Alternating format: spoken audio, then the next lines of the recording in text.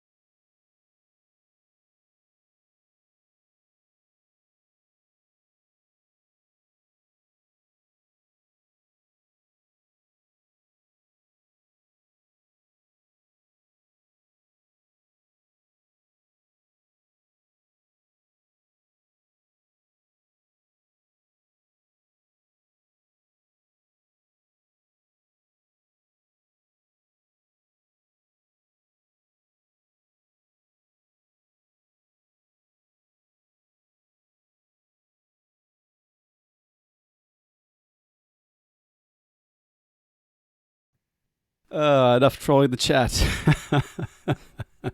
Hello, everybody, and welcome back to the Sloppy Lab. I am JT Russell, and here tonight with the man who was asked not to come back for the second day of filming for The Mandalorian, because he always got the drop on Mando. It's the quick draw 3, 4, 5, 7. I don't know what that means, but yeah, I was disappointed that they didn't call me back. Maybe you know why. I don't know. They don't like it when the old stormtroopers get their shots off first. You know, it's unsettling. Folks don't like it, and we're extra sloppy tonight. We have some sloppy master in the house. Hello, Behawk. Welcome back to the show. Hey, thanks for having me. Welcome back. Mm-hmm. Not Ahawk, but yeah, Behawk. Yeah, the chat knows that we reached out to Ahawk and they politely declined. Whoops. Oops. I think we're gonna tell that joke every time you're on the show. Every Yeah. time. It's fine. It's fine. Yeah, Quick Draw gets a new joke every time. You get the same joke. That makes sense. Yep. So yeah, this will be an interesting one. This will be fun. We're talking about how to improve as a player. In my mind, I was thinking how to improve as a competitive player, but yeah, questions already from the chat. I mean, are we talking about improving as a Super Smash Brothers or Mario Kart player, or just life in general? I don't know. There's lots of ways that you can take this, I guess. And I have a confession to make too before we get started. I think I've played the least Keyforge between this past streaming, last week recording, and this time now than I have in any week over the past like 2 years. I was marking this over looking at my sheet just because of the holiday and such, not for any other reason. But I It's don't been a know. busy week for a lot of people, and we were saying before this, there's a lot of leagues that were like very active over the past weekend with the holiday, and yeah, it's definitely been too many leagues. You know, Keyforge is dead. Too many leagues, kind of problem. There are a lot of leagues going on. It's great though. Yeah, it is awesome. Yeah. Yeah, I strategically did not make the Kagi top cut just so I could focus in on NKFL and ABR now. It was fun, but you know, I feel like I won.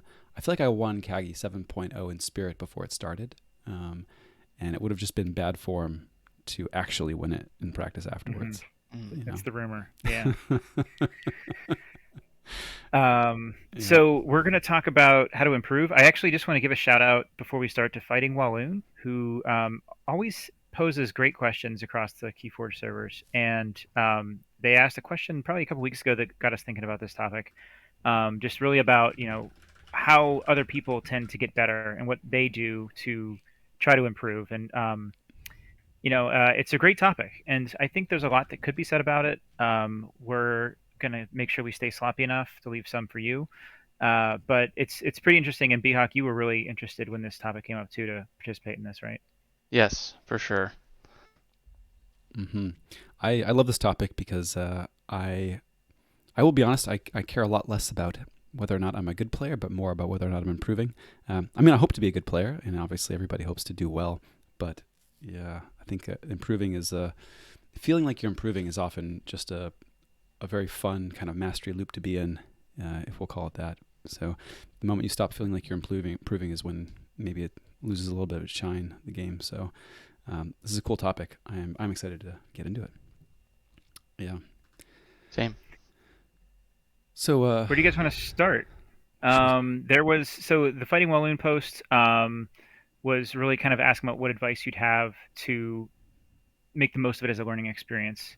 Um, would you just take one deck, play it over again? Would you net deck? There's a lot. I think that a lot of people responded to that in a lot of different ways, and you can look at it from like, my first response was like a TCO perspective. Like, how do you play on TCO and get the most out of it that you can? But I think you guys kind of gravitated towards a different mindset of like really more thinking about like how do you test with yourself or with teammates, and what do you think about, and what kind of questions do you ask yourself? Mhm. Where do you start with this kind of question? I look at so I struggle, even as someone who's played in a lot of competitive things, of identifying the deck that'll give me the best chance of victory in a competitive event. So from a competitive angle, deck selection, like finding something that's interesting to me that I find is worth the time to invest in, to figure out its quirks, to figure out how it is going to win, and then to identify matchups it's favorable and what you do to offset matchups it's not favorable against. So that's kind of where I look at it from, is like and part of that is what is the play style that appeals to me. So I try and find decks that are similar, that push me to really lean into those things that I find it's instinctual to play. There's other methods, like some people say, well, like that's not my play style to play that deck, and it's kind of the joke is, oh, so winning is not your play style. I've heard that So a lot from you. yeah, because there's actually I've explored a lot of decks. I love playing sealed. When we do weeklies, we have tons of sealed events, so I've played hundreds of decks, and I really love to figure out how to best optimize a turn, how to best optimize my chance of winning a single game, whether I know what the opponent's playing or not. So there's all sorts of things you can do to explore improving at Keyforge. And I think it kind of just starts with identifying a deck. So when you're talking about deck selection, you I think are pretty famous for playing a large number of games with like a few select decks. Is that something that you would specifically recommend, like the repetition? Because I'm more of a player who plays like a bunch. I play like 5 to 10 games with like a large number of decks, as opposed to you playing 500 to 1,000 games with like three different decks. Well, I mean, it's not three; it's at least 10 that I Same. have 500. But so like, I've gone on lots of good win streaks. So I've seen like 20, 30, 40 game win streaks, and that's when I'm just like, yo, this is fun, this is cool. And then at some point, I'm just like, okay, now here comes the losing streaks. So I've seen like the highs, I've seen the lows. But do I recommend sticking with one deck? I do. I think you got to stick with the deck until you feel like you've figured it out. If you are just running it into casual and you're winning a couple times, maybe try competitive. Even if it's a low SAS or in your mind not a very competitive deck, figuring out how to optimize it against a competitive setting is, I think, the best way to improve.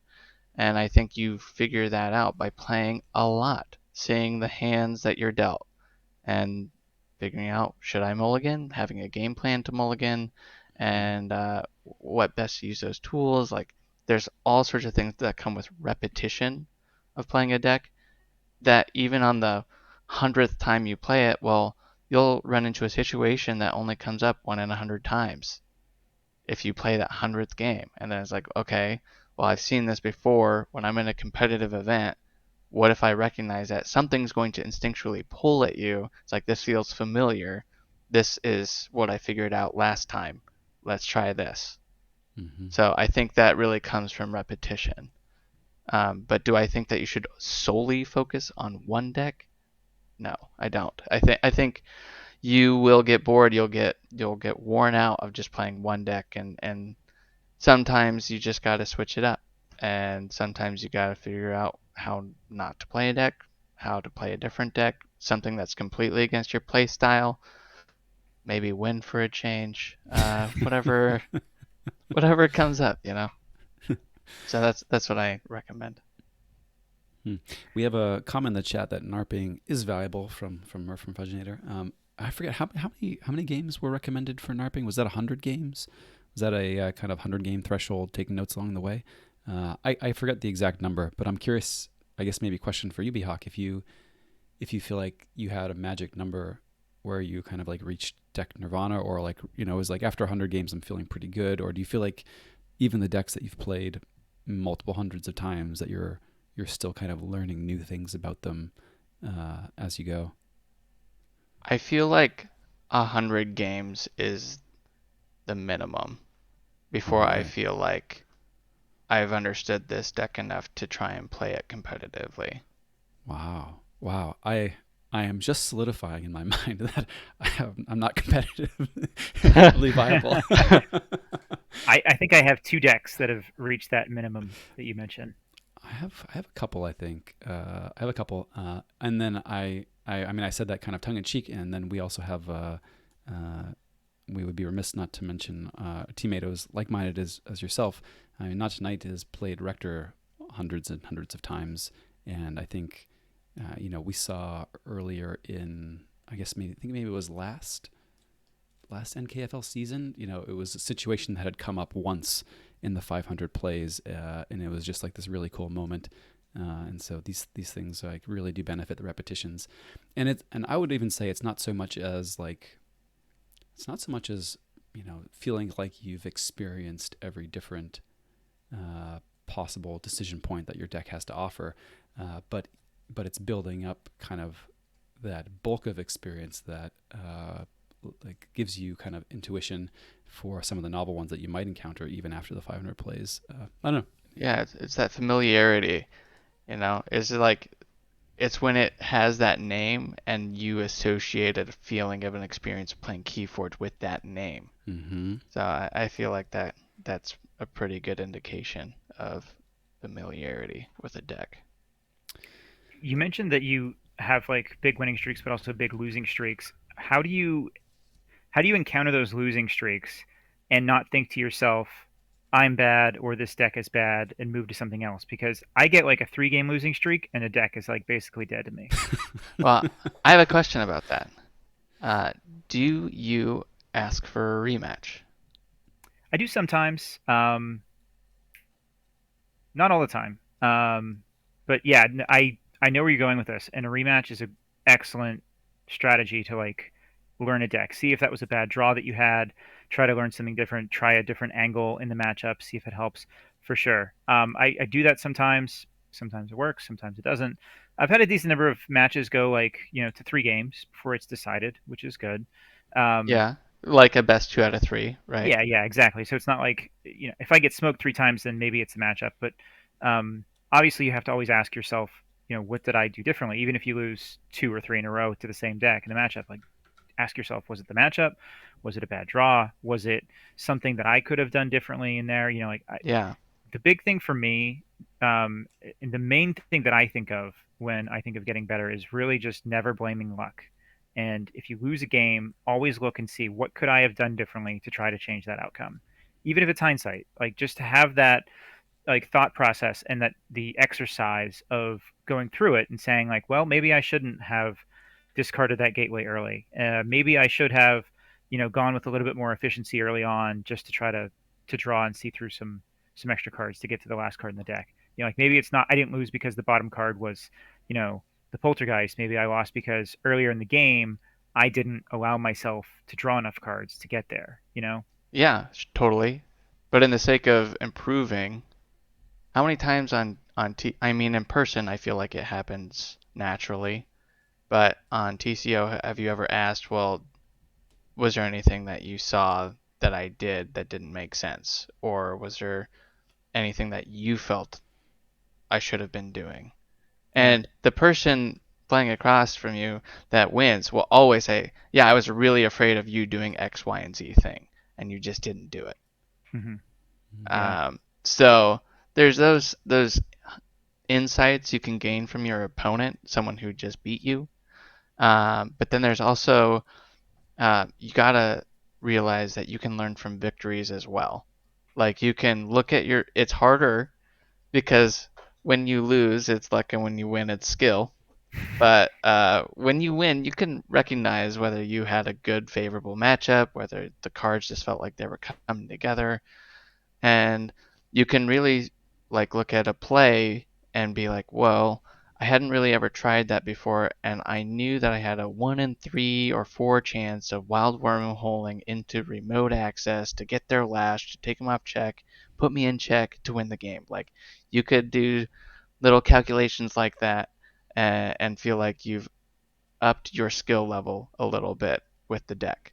Um, and you can learn those from wins, but you can also learn a lot from losing. And back to my rematch question, I feel like how many times would you rematch if you lost? I click rematch every time until they say no, I'm good. Hmm. I definitely only offer rematches if I lose. If they lose and offer a rematch, if I have time, I'll probably take it. Yeah, But I don't ever win and then initiate a rematch. Is that right. what you're No, that saying? makes sense. Yeah, but if Yeah. I lost and I asked for a rematch, I want that chance to win because Hmm. I'm like, okay, this is a challenge now. Like, let me figure out what I just did wrong. Let me see if I can fix it. So when I lose again, I'm like, okay, hold on. Maybe I did this. Let me rematch again. I'll go. That's when I get in these lose streaks because it really is just the matchup. Just like I I'll see. go on 10-game lose streaks against someone. But I also love playing against like really challenging players. Like I play almost 95% of my games are random, like just playing random. But there are names that I'll recognize over time. Mm-hmm. And like one of my favorite opponents is Mibluffin. He's got to be one of my favorite opponents to play against. Because he'll express himself. He'll be like, "Man, I hate Coda. Why do you relegate yourself to just playing Coda? Like, I get think he better. told Play with me he something just told me else." like 2 days ago that he hates Dark Amber Vault. It was like the third time I've ever played with Dark Amber Vault. He's like, I hate Dark Amber Vault, and he beat me like three times in a row. I was actually the most recent memory I have when you asked me about rematches. I was like, yeah, I played Bluffin a couple days ago and asked for rematches, and he smoked me every time. Yeah, Um, he'll smoke you, and it's great. I love it because I feel like I'm getting better when I play him because he puts me in those like really good situations. So going back to that, that's also like about finding good opponents, like finding opponents you're excited about. If you are queuing into a random match and then you recognize, oh, this is some random that I've never seen before, I'm going to play my deck that I want to fluff up its stats a bit just to see. And then, oh, wait, I won because they were just a random and competitive, just trying it out. Oops, I feel a little bad. Like, just don't do that. Just like when you see someone you're not sure about, maybe test something out. But I think that the random queue on competitive TCO is pretty fun to explore. So two things from that. First off, like we have to have a pronunciation thing every episode, right? And I've always said, "Am I bluffing?" And I say, "No, he's not bluffing because he's always got it." Right? uh, Especially if it's op and top, and that's your next thing to say next time you play. Next time you play them, you're like, I really don't like up and top.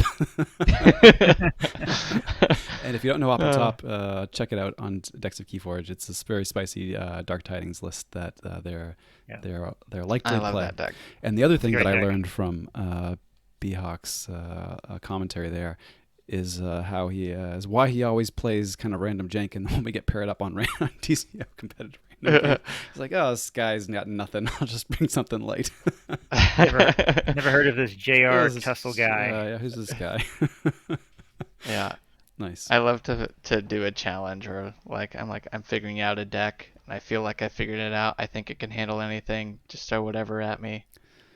So Uh, I almost never ask for rematches, and probably should. And usually that's because when I'm playing randoms, I do play randoms often. But when I am playing a random, it's usually like, well, I've got 20 minutes, awkward 20 minutes or something between a meeting or something, and like I'm not going to do other work. Like, come on, you know, yeah. and so maybe or for whatever reason, maybe a rematch isn't practical from a time perspective. But when when I win a match and get challenged to a rematch and can, I almost always do, and invariably end up losing. Invariably Mhm. end up losing, and then I have to stew on, well, I won this close game and then I lost a landslide rematch. What the heck happened?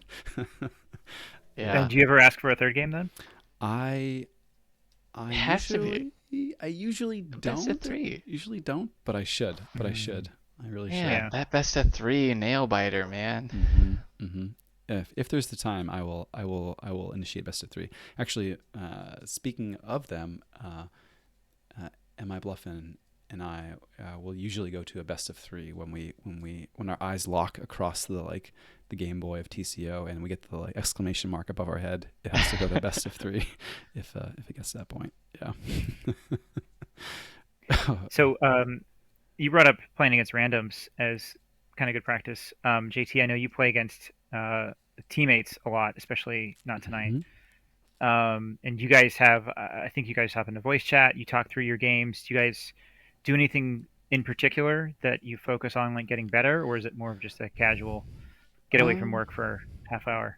I mean, it's all of the above. I mean, it's great when you can play with someone who's going to help you level up while having a good time. That's like the best of all the worlds, and she's certainly that. So we give each other notes.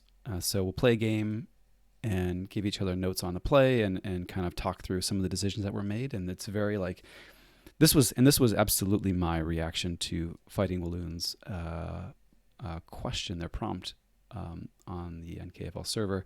Like the best thing you can do to level up quickly is to find somebody who you feel like will give you honest feedback on your play and jam some games with them. And to going along with that is having, not bringing any ego and just having what my I guess kindergartner calls growth mindset.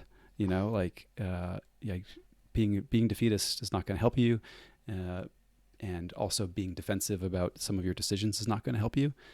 If someone's offering you feedback, like you really have to, if your goal is improvement, right, then putting yourself in a position where you can kind of receive that feedback goes a long way. And I think that's a step that folks don't always take, and can hold people back. So yeah, I do kind of like what you were saying, Biak. I come, or I forget if it was you quick draw. I always come to the table after a game, assuming that there was something I could have done better, and trying to be as receptive as I can to any notes and kind of and then seeking that out. But yeah, we play together a lot, and we're I mean, don't hold back.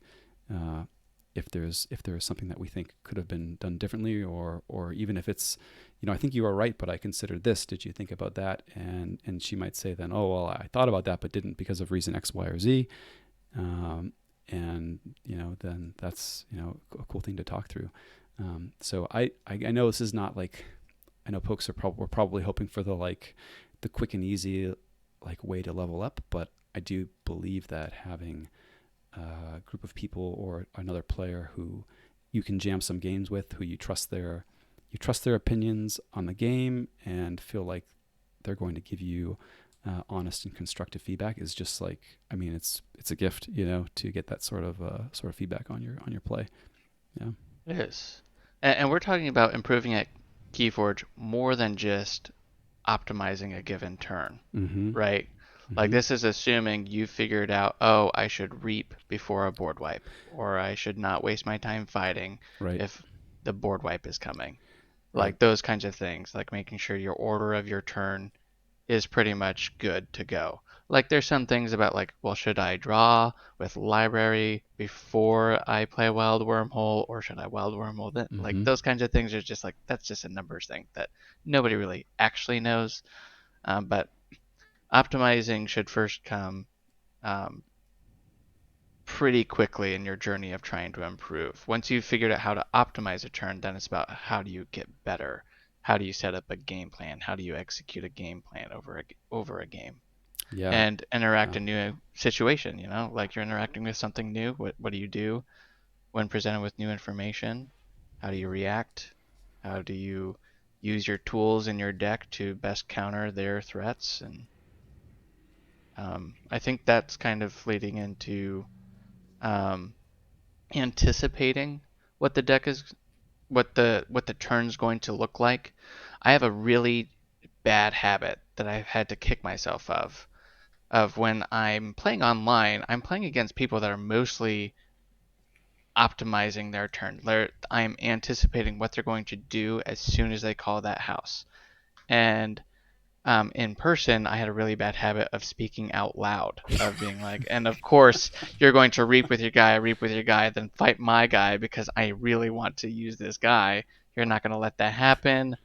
And so it was just like a self-fulfilling prophecy that I would give them the most optimum play against me, and some people would be like, "Wow, thanks, yeah, that really helps." Like, because I'm not playing against someone who's played 100 games that week on TCO. I'm playing someone at my locals that is either this is like their 10th game ever of Keyforge, or someone who's been there for a minute. But one person I remember, we were playing, and I kind of was doing that bad habit thing of speaking out loud during their turn of them doing their optimum play, and he was like, "Can you not do that? It's kind of really distracting." And this other player picked up on me doing that, and he kind of does the same thing to me, but he does it in a way that absolutely trashes me. Like case in point, and be like, "Well, I should." He's like, "You want to stop me from forging, right? So you should kill my Titan mechanic." I'm like, and I completely stopped what I was doing. I'm like, "Yeah, I should not let you forge." And then he brigs me next turn, and I was just like, "Oh, great, you didn't want to forge because you wanted all that amber." So like, there's all these things you can do, but It's mind I that's games. yeah, it's just mind games. He's playing mind games. I'm just like, I'm trying to play the most optimum player so I can get better, and that can not be real great for some people, because then they're not really figuring out the game themselves. Hmm.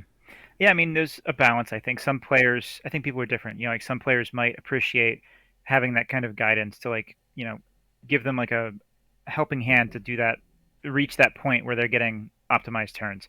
Others may just want to have that discovery themselves. I think Hmm. it depends on the person. Yeah, for sure. So if we ever get matched up in a real competitive setting, Behawk, I'm playing you over voice chat, 100%. No, we don't.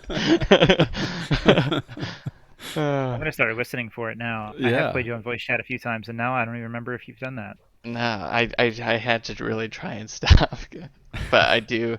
Even when I'm like playing my turn, I try and like just do execute my turn as fast as possible. So I'm not But if really talking if you out don't do loud. it next time, I'm just gonna be like, B-Hawk, what should I do this turn? Gosh, just invite that, please. Nice. Bring back some bad habits. Um, so, all right, question then. What if you don't really have like, fellow teammates that you play with? Like B-Hawk, you mentioned earlier, if you're playing randoms, not just asking for a rematch, but also kind of asking them like just straight up questions after the game, like what could I have done differently that game, or like, just to have a strategic chat with your opponent, right? Yeah, usually it's more self-deprecating because I feel like that kind of stokes their empathy a little bit. To say, hey, I really just don't think I could win in this matchup, or like, man, that Etan's jar, there's just like nothing I can do, and they might say something like, well, you could have X or could have Y. So just kind of but yeah, it's a little difficult to ask for feedback. But I've also, I feel like, reached the point where I'm no longer trying to question how to optimize my turn. At this point, I'm trying to figure out my deck, Hmm. figuring out this single matchup, and So, and I learn a lot through doing, through experience. So that's kind of been my main marker of improving for the last couple years. Is I feel like when I ask questions, sometimes I'm not really getting the answer I'm expecting, and that's okay. Uh, it's cool to talk and interact and be like, wow, that's a cool deck, and just kind of like celebrate having a conversation with someone about a matchup or some cool interaction that you haven't seen before. One recent one I remember seeing was the was with you, Quick Draw, with the evil twin, Witch of the Eye, triple of them. I was Yeah, just like, with Chronophage, I was just like, oh my gosh, that's just yeah. insane. I had to say that is insane. That's That just deck's so really cool to cool. see. Yeah, Yeah. That's actually a really good example of a deck that I'm still learning it. I'm doing really well with it. But I was going to also mention that we'd be remiss to not mention Hand and Brain as the format that we play in here a lot when we have yeah, multiple people. I think is a great way to learn. And my favorite way to play Hand and Brain is to have the person who is familiar with the deck, who owns it, play as the brain, and then yeah, the other person who doesn't know the deck as well has to make every decision during the turn. right. And that's related here because, like in ABR, for example, we have a lot of sharing of decks within the teams. Hmm. And this is probably the first season where I've like actually had some people interested in borrowing some decks from me, which is really cool because I'm very excited to watch someone else play my deck. I think there could be a lot of room to learn from that experience too. And so I'm excited. One of the decks that's being borrowed is the Evil Twin deck you mentioned. And so um, I want to watch other Nice. people play that because it's got a lot of complex lines and you can rule of six things and you need to kind of optimize the order that you do it, and it's pretty complicated. And so I'm really excited to see like someone else play it. And so I think if you ever have a chance to have someone else play your deck, I think that's a really cool learning experience too. It is because people have different play styles and different backgrounds. Like I mentioned before about like there's a Rorschach test of like Keyforge of like what Keyforge means to people, and it's based almost entirely of the decks that they've played, which are different than what you've played with. So it's really cool to play with somebody else's deck. And when I do that, I kind of ask, well, what kind of things have you picked up on? Like, what's a good starting hand? Like, I notice that there's these key cards. Should I be mulliganing for those cards, or should I just be trying to be optimum with my play and let the deck play itself? Or like, am I riding a horse, or is the horse riding me? Like, what is going on with this deck? Just tell me some quick highlights, and I'll try and see if I can see those. Other times, I'll try and play a bit with it first, and then I'll come to them and be like, "Hey, what do you think of this line?" And I used to be really in favor of like trading for decks. Like if you Mm. have a deck that you don't think you're quite jiving of, see if someone's open for trading. Like you could end up with something that's like exactly how you want to be playing Keyforge, and they could end up with something similar for them, Yeah. and it just didn't click for you. I used to think when people were selling decks or offering up for trades, I'm like, what's wrong with the deck? Why are you getting rid of it? It's Yeah. it's almost always play style. And there's going to be some token with a deck, and I say that because I tend to play with lower SAS decks that I've opened, and so I've tried to figure them out and optimize them as best as possible. Never really bought on the secondhand market something that's super expensive, and my hesitation has almost always been, well, if it's so good, why are they selling it? And hmm I do have some, that thought too. I also love yeah. trading. Um, it's a good point. I see you have the Evil Twin deck up on stream, and the person borrowing it is actually in the chat here. I didn't even realize that, which is super cool. I have a label that I use in DOK. I forget what I call it, but something reversal. But it's not like true reversal. It's more of like this is a deck that I want someone else to play against me. So I can kind of figure out how to play against it, also figure out how someone else would play it. I don't play those kind of games as much as I would like, but I would love to do that more often with like I probably have, at least a dozen decks where I'm like, this deck should be really good, but I can't figure it out and I want to know why. And I want someone else to try to like do something with it that'll make it click for me a little bit more. Hmm. Yeah, like your token with Hand of Brain is very similar to like the reversal or the adaptive strategy of figuring out a deck. Of one is like, well, you know the deck. Let's see if they can figure it out. The other is, can I learn something from them playing the deck? And Hmm. maybe, I mean, because when you're limiting the house selection, that's almost kind of like we talked about optimizing turns. It's almost spelled out, right? Yeah. By picking the house. Yeah, it's interesting. One of the decks that I've played a lot of Hand and Brain with not tonight, is Brickblade, and and this is maybe a topic for another time. But as Quick Draw knows, there was a point where I was like really excited about making a Keyforge AI, um, uh, and one of the cool takeaways from that, which comes into Hand and Brain, is that the your house selection, it might be the first. It might be the first decision you have to make, mechanically, kind of to execute a turn. Um, but in terms of like planning out a turn, it's almost kind of a side effect, or well, I've like explored all the different ways that I could end this turn. Um, and now the first thing I do, kind of to march along that path, is locking in my house selection. So I almost think, if you could almost think of a turn as choosing like the end state, right? Okay, we'll ignore stuff like wild wormhole, but you're like, I'm looking at my hand, I'm looking at the board. Let me imagine all of the different like possible end states I could reach from this position. Uh, and I'm going to pick the one that I think is best. And like, okay, I have to choose, Saurian or Star Alliance or Untamed to get there. And that's an exercise that you're forced to take in Hand and Brain. Okay, sure. So there are going to be times when it's feels obvious, but we've played a lot of Hand and Brain games where I would look at a position and just say like, oh yeah, sure, Star Alliance, and it'd be like this pause, like, oh really? Yeah. Yeah. So Yeah, it's and sometimes when you're playing the hand portion of it, sometimes your question is, well, am I supposed to try and get to 6 here? Like always be check-in? Or is there some alternative game plan? Like maybe it's pitching a bunch of cards to ramp up that autoencoder and that archive. Like maybe that's the turn that they saw. mm-hmm. But that's Yeah. difficult to really see and differentiate because you can look at a turn and then not really think about the grand game plan, and that's kind of hard to pick up on. Well, there are sort of levels to that, right? There, and this is kind of getting into maybe some tactics that you can do even by your lonesome, to level up as a player. One of them, I think, is visualizing your turn from start to finish, and even just doing that accurately is a skill that you can hone, right? And you can practice this every turn if you want.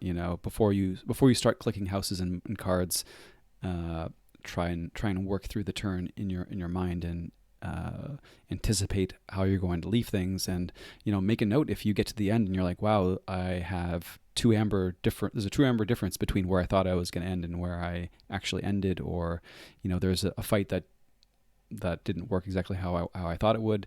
And if you can improve that muscle of visualizing the turn from start to finish, you're gonna do a better job of making sure you're choosing the right house and going down the right path.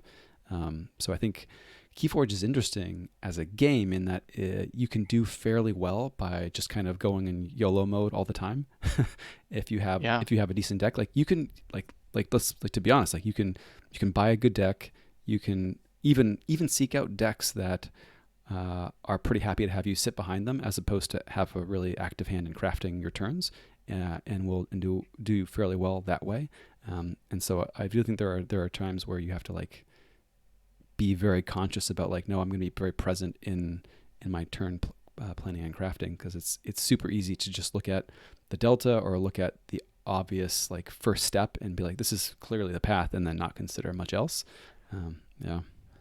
Well, that's a good point also on like the ease that TCO brings, because a brand new player can follow a UI and load up a 99 SAS deck and be like, okay, I'm presented with a house option, and then I have these colored cards that are selectable to either be played or reap or X, Y, and Z, and it's like end my turn. Are you sure? Because there's a thing I can do. Oh, that's the thing I can do. So there's all these things that you can miss if you're not paying attention in real life or like on Tabletop Simulator, for example, where TCO, on the one hand, it's a shortcut. It lets you skip having to dig out amber. It lets you shuffle. It lets you automatically resolve effects, and it won't let you do something that you can't actually do in Keyforge. Mm. If a speed sigil is out, your creature comes in ready, and then you have to question, why is this ready? And oh, it's because of that effect. If you were in real life and you relied on TCO for 2 years, that speed sigil, you might feel like, yeah, speed sigil is triggering something in my head. I play my first creature. Why does this look wrong? Why is this creature coming in? Is it it's supposed to come in tapped? Yeah, creatures come in tapped. Why is my brain saying something? Oh, there's something on their side, speed sigil, that it was supposed to come in ready. Like there's things like that. Like maybe your brain catches, but maybe you're just so stressed out. Maybe you've come to rely on TCO as a tool.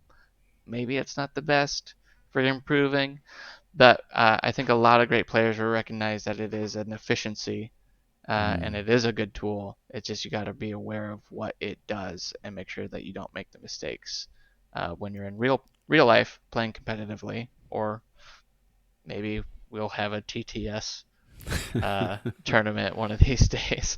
I doubt it, but When I first played in person again, like after the pandemic, I can't tell you how many times I forgot to flip my key over after I forged. yeah, Hmm. that happens a lot.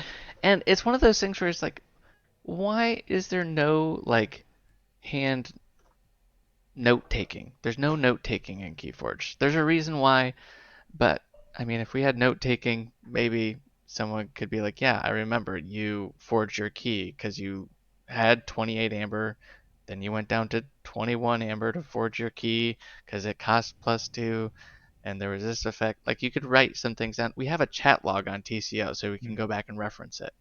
We also have a little indicator of exactly how much our keys cost right now when I'm Hmm. trying to Yeah. key cheat. So like there's all these little shortcuts that it's nice, but I do wonder in live person play what it does after 2 straight years of TCO, maybe Yeah. three. Especially if you're playing one of those matchups with like Eddie or Faust and Ah, all these other taxing things. You have to like I have some decks that can tax to the point where it's like 18, 19, 20 key yeah, cost, and then it changes as soon as the turn ends. yeah. I've It's a So often lot to wondered keep about the track note of. taking. I take prolific notes as an MTG player, like prolific notes, and it's like, oh, why is my life total 19? Should be 20. Like, no, there was a fetch land like 3 turns ago. You missed it, I guess, but it was the flooded strand that I don't know, but yeah, it's it's interesting. Maybe they're trying to lean into the unique deck nature and don't want you to. well, I mean, they don't want you writing down cards. Like if you play a Hmm. fair game, they don't want you to write down every single card they have in their hand. Yeah, Like that just seems excessive. But yeah, no, that's fair. um, Although I do write down every single card in somebody's hand when they reveal it in MTG. yeah, in your mind. Yeah, I've even done the like, so you just flipped over your deck for some effect. Like, can you just leave it face up so I don't have to write them all down? And I've had people be like, no. I'm like, all right, yeah. all right. Well, and that's a good point though. Like in live person play, when someone goes to flip their discard, you can ask to look at their discard before they Hmm. shuffle. Hmm. Totally, Uh, totally. just to see, oh, well, okay. But don't spend too long because that could be slow play. Yep, Hmm. Um, yep. but there's all sorts of things to improve the game. And part of it's also like reading deck lists. Like if you read your deck and you read an opponent's deck, you have 2 minutes. How do you come up with a game plan? Yeah, so I think that's maybe the next level up. So visualizing a turn, let's almost call that the tactical level of Hmm. of gameplay, right? So if level 0 is like, well, just read the cards right and make sure you understand what they all do, and then the next level up is like understand their interactions. Don't lose to don't lose to a trick that's on the board, or some piece of known information, and then kind of Kill the beyond witch. that, yeah, kill the witch, or like remember that like cloaking dongle affects the neighbors. Yeah, yeah. And then the next level up is like, okay, if visualizing a turn is one thing, let's see if you can look at two deck lists and visualize some maybe of the key card, or just identify the key cards in the matchup or some of the key interactions.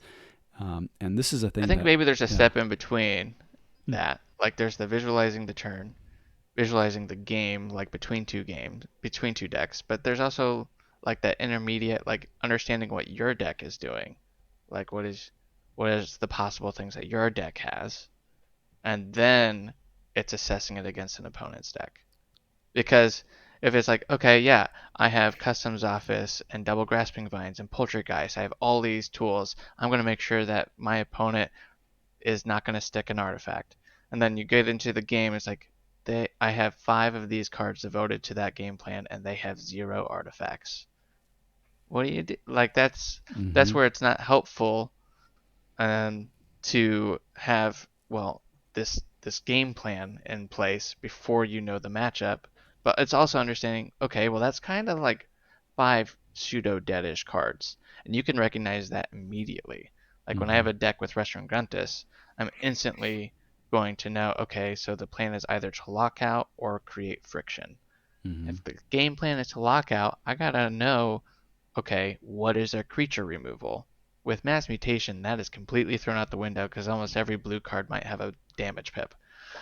But in Coda, you would be like, okay, I know these 3 cards in this house: Relentless Whispers, Double Nerve Blast, Shadows is kind of a danger.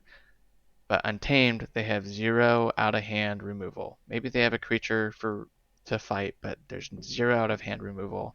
That's a good one to try and make sure that I lock them into having to use. So it's locking them out of Shadows, locking them into Untamed, that sort of thing. But that's kind of understanding like your deck's tools and seeing the and exploiting the weaknesses in the matchup. Mm-hmm. I think that kind of reminds me of one thing that I had talked about a few weeks ago, which was kind of understanding the possibilities in the game, and it's kind of memorization. But like when you look at a Coda list and you see they have Untamed, then you have to just be able to recognize right away that like okay, like Grasping Vines might be their only artifact control they have in that house, or in Coda they're not going to have any board wipes in that, but they might have like a Lost in the Woods or Cooperative Hunting. But like if you can know the sets and the card pool well enough that you can look at that Archon and you can immediately pick that out and say, okay, we've got no creature control in Untamed. They have a little bit of creature control in Shadows. And then in Logos, they just have a Twin Bolt. That's pretty much it. Like knowing that and like being able to recognize that quickly, I think is a huge way of kind of learning the game and getting better at it because you don't even have to spend as much time thinking about like what do all these cards do and what am I playing into. Like if you know the pool, you're able to look at their lists in that 2 minute period and just kind of a lot of the work's already done for yourself by Well, doing this work between games. yeah, and part of that is the repetition and knowing your Mm-hmm. deck, knowing its tools, knowing its holes and the opportunities it likes to exploit or the risks that it has. Like those are the things that a deck has that you will understand so that when you come into a matchup, you can quickly identify if the opponent has any of those things that match up with it, both the favorable things and the unfavorable things. Mm-hmm. Mm-hmm. Yeah, totally. No, I absolutely buy that. I think maybe a prerequisite for starting to do some really valuable kind of strategic analysis of a matchup before playing is getting the reps in with your own deck. It's kind of like the I don't know. Can we make a racing metaphor? I think it's sort of like your fitness with the deck. Like you can, it's one thing you can Fitness, control yeah. before you even get onto race day. You know, how prepared are you for the race? Um, but absolutely, and tying it back to kind of visualization. I mean, I think like even just write down like, okay, I know my deck. I'm looking at theirs. What do I imagine the key interactions and cards are? Like, how do I anticipate this going out? is playing it, and then compare that after the game's over. Like, did it go as I expected? Why didn't it go as I expected? Like, what can I learn from the delta there? Um, and even there's the before and after, which is super helpful. But even as you're going throughout, you can ask yourself like, okay, if I'm winning from this position, like what does it look like knowing my deck and knowing what's left in theirs? Like what has to be true or what has to happen to get there? And these are like questions that you can ask yourself. And if you aren't coming up with answers, I mean, this is a well, either an opportunity to concede or an opportunity to I don't know, reach out to your opponent for help or insights or feedback or something. But Yeah, I mean, like a classic scare is TMTP, right? If you're mm-hmm. playing against a deck that has TMTP, it's like, okay, it's now turn 7. They have 8 cards left in their deck. The chances are pretty high, but not guaranteed that they have TMTP. I just have my hand full of my rush right now. Do I risk it? And I would say maybe at the beginning, if it was like turn 2, sure, risk it. But if it's like they only have 8 cards left, that's at a teetering point where it's like you really need to make them show it so that you can keep going on with your game plan. Mm-hmm. Hmm. Mm-hmm. Yeah, we were talking about that last week. Like, knowing if your deck is one that should go to 9 or go to 8, maybe if you're facing a TMTP. Also knowing the matchup, knowing like, okay, what else are they going to do after they TMTP me? Can they take me off check again? Is that going to be a problem for me? Like, there's all these other things you can think about with the matchup as well. Yeah, for There's sure. and there's even I mean there's a really interesting question behind that too, which is like, am I just dead lost if I don't go for it, regardless of whether they have it? Mm-hmm. And that's also a kind of an important thing to recognize. There are definitely decks and matchups out there where, I mean, even they've got 8 left. If you don't go for it, you've probably lost. And kind of recognizing when that's the situation you're in too is important. Um, but yeah, it's a fun one. It's a fun one. We'll have to get the old Bayesian scientists on for some lessons there. Yeah, but cool, super cool. I don't know. We're coming up on our hour. Any kind of notes that we want to hit before we transition? I feel like we got some good I got stuff. one more question for Yeah, you guys. Do you guys ever play solo games? Like, just play both sides of a game? Never. I do, or I I've have. never done it. I have. I do it sometimes. It's not bad. It's a little bit slower. Like JT, what do you do anything specific? Any strategies with that? So I almost exclusively do it to get a feel for the decks, how the decks play, but not necessarily. Like I don't really count. I don't really count it as like leveling up time, or let's see. I would most often do it in prior seasons of NKFL or even some of the Swindle events. You just want to I just kind of want to get a feel for what this deck's trying to do and what some of the interactions are in the matchup if it's not immediately obvious. And sometimes it's like, because you're trying to make a banning decision or a steal decision, and you're not like trying to be exhaustive or really even say that you're going to go into the actual game time game and have it all figured out. You're just trying to get a quick take. But it is, in my mind, absolutely not as valuable as playing with another person. And I do know that there are a lot of folks out there who do it often and say that they are able to kind of not let their knowledge of both sides be a huge factor in the outcome or in their thinking throughout the game. I don't know. I find myself going into spirals of well, now I have to pretend like I don't know, so I'm going to compensate and overcompensate, and I don't know. That I feel like gets kind of weird, but I don't know. I think At it's that point, yeah. is like, are you a bot that is playing out a predetermined set of actions Yeah, exactly. anyway? Like, Exactly. Yeah. So I almost feel like in that point, I'm like playing the role of two bots jamming a matchup just to see kind of how the decks smash up against one another, more so than me growing as a player. right, and so like, how valuable is that though, knowing how two decks match up against each other? Like you said, If JT, I like it as like a way of getting familiar with decks. I've never done it before, like to test matchups for leagues, but I have done it with two of my own decks which I think, okay, like in the time that I'm playing one game, I'm actually learning about two of my decks. So it's more of like a little bit of efficiency for myself just to say that like I'm learning about both of these decks at the same time. That's cool. Do you feel like hidden information is paramount to the Keyforge experience? And do you think that there's Um, something to knowing the information that maybe robs I mean, anything? it's not like the ideal way to play by any means, but I think that I can, and a lot of people can, like kind of ignore that and like because like TMTP is like the one example you always give. Like, okay, how high do I burst? If I already know it in my back of my head that they do have TMTP because I'm playing as the other person, then you have to start thinking about your strategies of like, okay, like I don't really know that they have it. How much would I go to if I wasn't sure if they had it? You know, like, and I think thinking critically about those kind of decisions can help you even if you already know they have it or they don't have it. Like, you're not doing anything any good for yourself if you're like, well, I know they don't have it, so I'm going to go to 14 right now.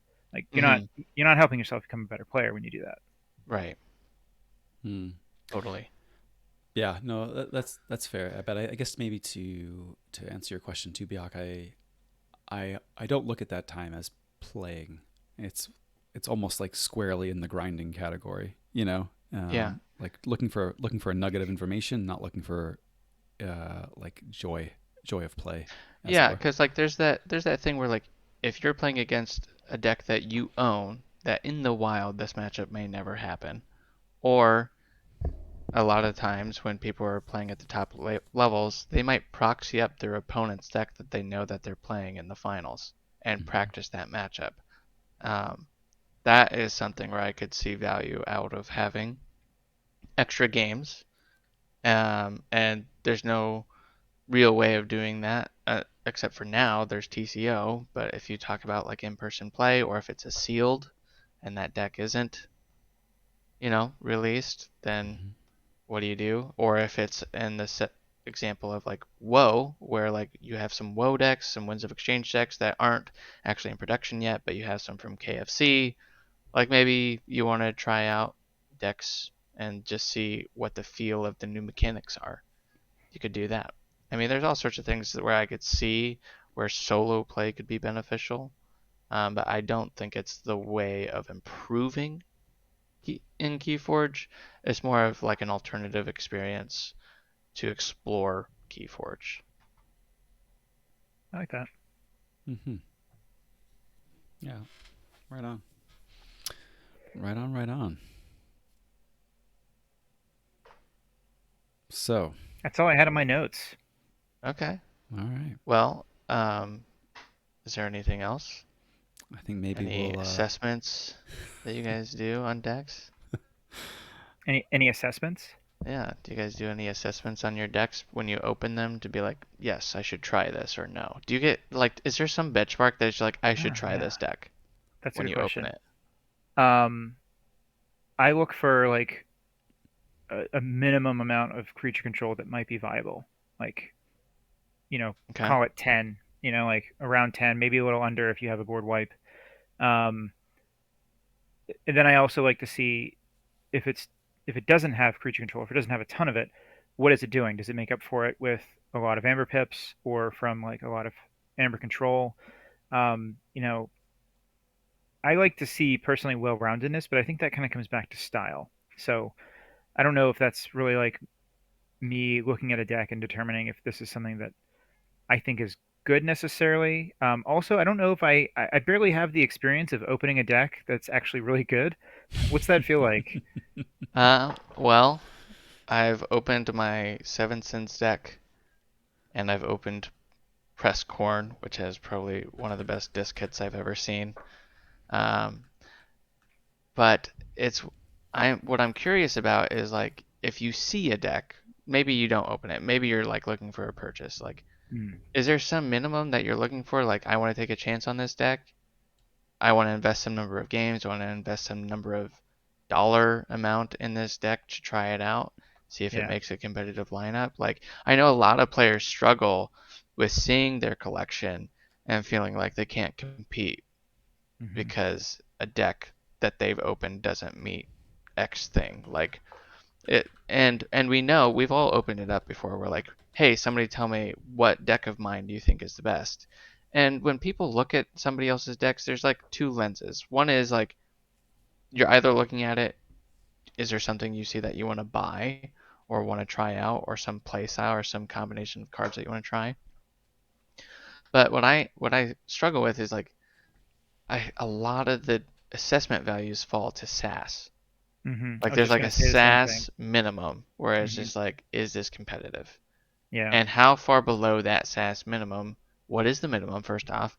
Or is it a minimum, or maybe it's a comfortable threshold? And how far below do you have to go before you're like, I kind of want to try this because it's got Martian Generosity, double key abduction. Like, is that, even if Hmm. it's 60 SAS, is that worth exploring? Yeah. Yeah. I mean, I wish I could say it more often that uh, players should not make their judgment based on SAS. You should play a deck more often than you think you might, and if it's a little bit higher SAS, you should give it more leeway. If you play a 67 SAS that's not a combo deck and you lose your first 5 games, so it's chances are a lot higher that it's just not that good of a deck. But like that said, like people need to understand the limitations of SAS and don't use it as like a way to immediately discard your collection and say like, well, I don't have anything good. Um, Yeah. If you open up a whole box and you've got one 76 SAS deck and the rest are 72, 68, like and below, like what does that mean for you? Like, do you feel like you just blew your money, or do you look at it as, well, maybe there's something good in here, so I need to explore these, I need to give them some time, and maybe they're going to be relegated to like a SAS cap event, or maybe you actually just found one of the best decks you've ever opened because it speaks to your play style. I mhm. feel like people don't explore decks and figure out what makes Keyforge fun for them enough because they get too fixated on winning or losing, Mm-hmm. and they don't feel like they're learning unless they're also winning, and not that's just not really how it works. Yeah. You learn a lot through losing, and I I used to have the record for the most number of games of Keyforge played when the Crucible tracker was around until Jay Philippeg overtook me. But Not one of better. the things I found out is that I have lost also probably more than anyone. Like I was not the highest percent. I was, but I had a lot of plays, and I figured out that there's a lot of fun in just playing Keyforge and exploring what a deck does, and exploring certain interactions, exploring matchups, exploring what, like, I loved the stats of like, this deck is good against Worlds Collide. It is awful against Coda. It's even worse against Mass Mutation. Like just seeing those stats of Mhm. what a deck, or like you won more times when you mulliganed going second. That was one of my favorite stats that I saw on a deck. Yeah. That, but I had to like think about it. It's like I probably wasn't that I was going to win that game, but it was that I recognized that I need to look at my hand better, Mm. and so I mulliganed because I thought it could be better. And whether it was a worse hand or it was a better hand, if it was a worse hand, I was scorned by the luck, so it made me want to win more. So I tried to think tank it and figure out how to win despite the disadvantage. Like there's those kind of like little things, like maybe you picked that up out of these little tidbits. But Mhm. for me, I feel like the SAS discussion, I, for the longest time, would not look at anything below 79 SAS, 78 SAS. But then I've noticed as time has gone on, the decks that I thought were the most competitive in my collection have creeped down to like the 78, 77, 76 SAS mark, and I still think they're great decks. So I know that they're out there. Yeah. But the more important thing was like,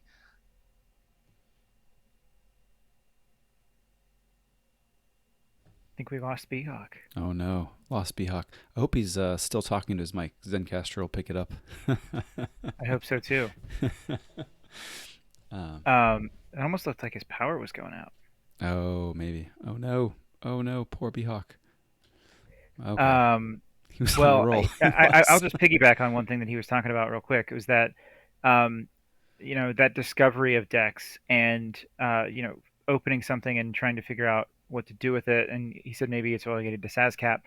But there's not just SASCAP. Like there are a lot of decks that I open and I'm like, this would be a great adaptive deck, or this would Mm-hmm. be a great Newton deck. Like there's all these different formats that are out there that give new life to these decks that we may have originally just discarded because we instantly thought that they were not good enough for an Archon tier deck. So Mm-hmm.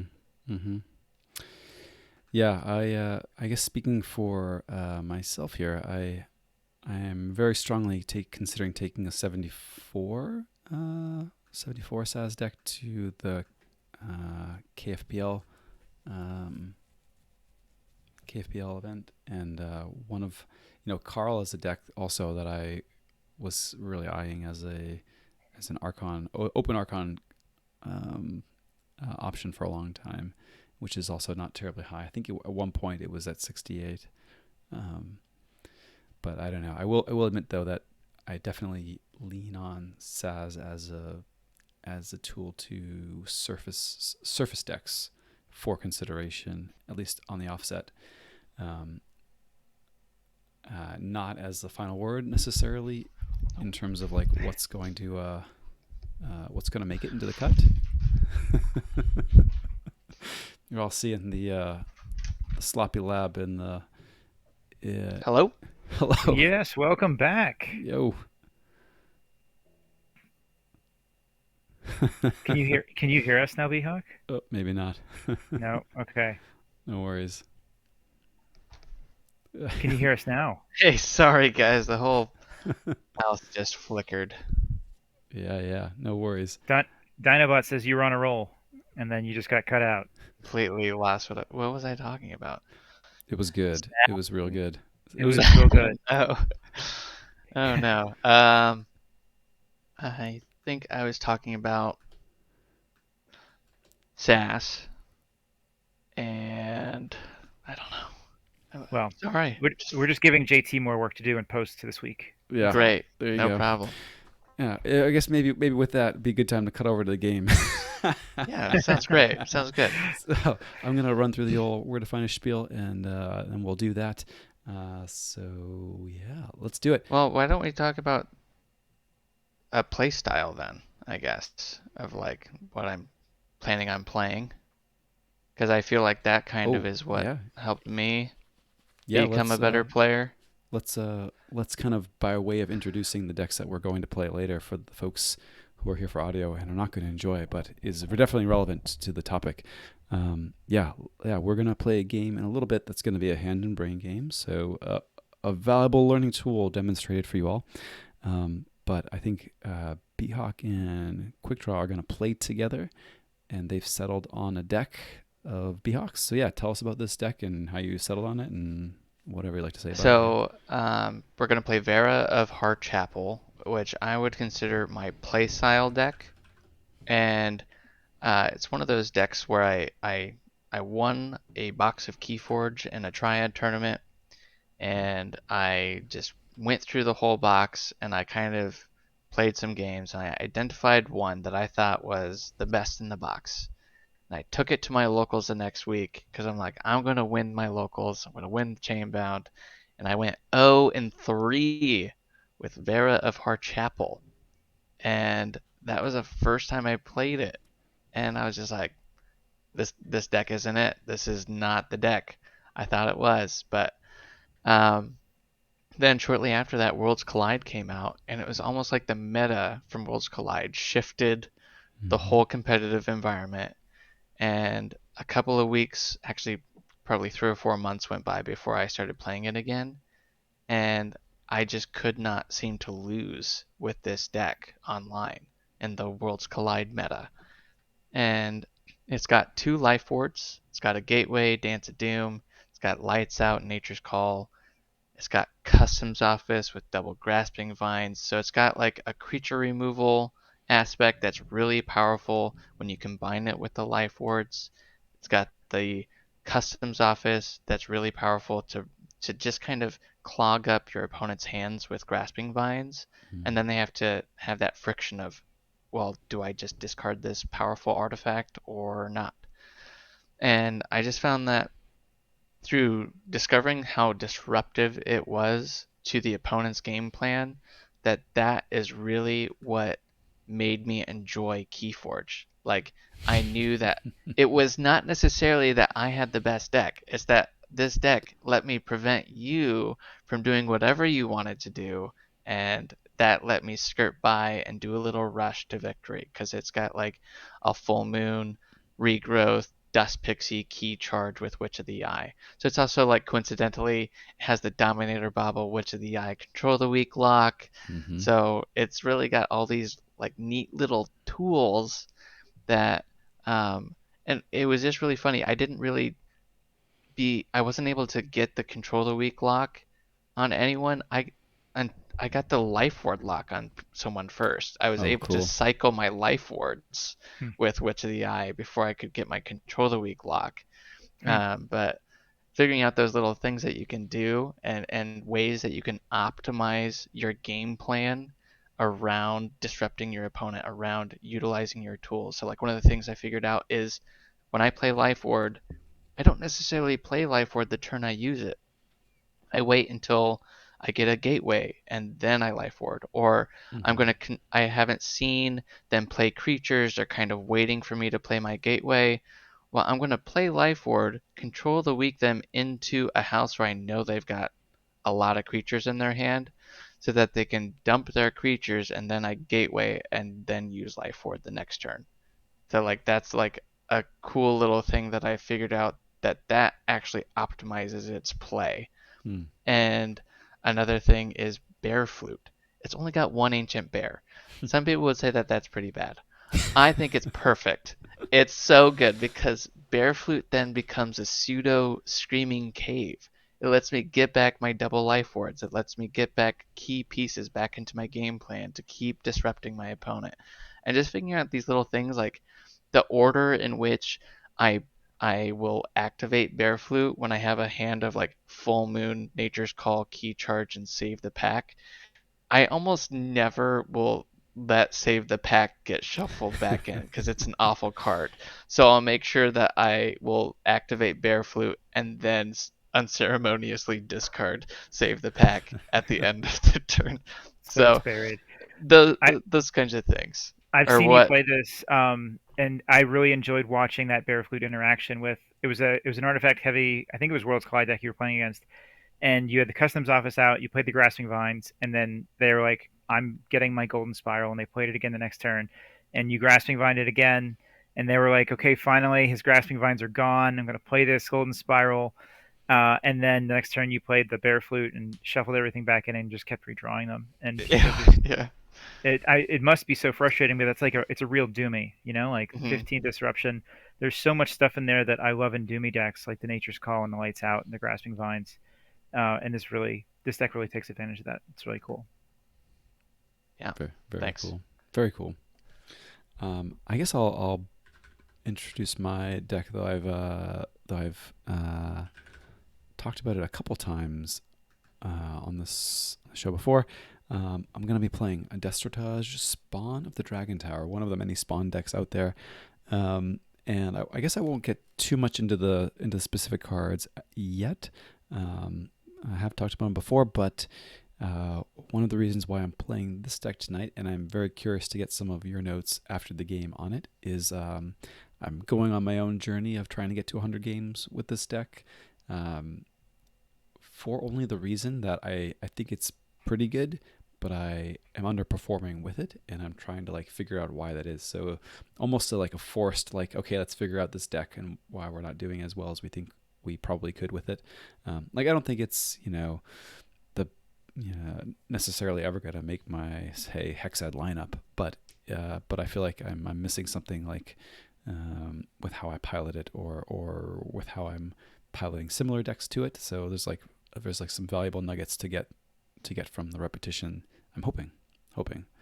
Um, so yeah, should be fun. Cool. Sweet. Sweet. All right. JT, you want to give our little end of podcast spiel? Yeah, let's do it. So, Bottom of the Beaker is recorded live in front of an audience of humans and ducks every Tuesday night at 9:30 Eastern. You can find us right here at twitch.tv/sloppylabwork. You can find past archives of our shows over on YouTube, youtube.com. Search for at Sloppy Labwork.